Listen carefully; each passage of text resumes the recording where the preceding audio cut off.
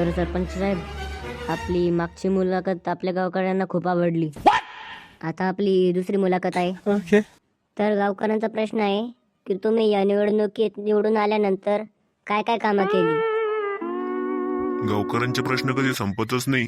किती जरी कामं केले तरी गावकरी म्हणता की कामच नाही केली. आता पहा बर का, मागच्या निवडणुकीनंतर 50 लाख रुपये आलते रोड बनवण्यासाठी. त्याचा मी रोड केला माझ्या घराभोवताली, माग पुढं सगळीकडून रोड केला.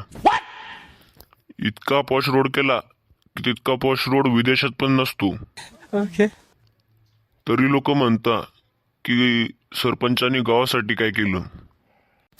आता माग घरकुलाचे 1,20,000 रुपये आलते, त्याच्यातले मी 60,000 रुपये घेतले, कारण की त्यांचं काम लवकर व्हावं म्हणून.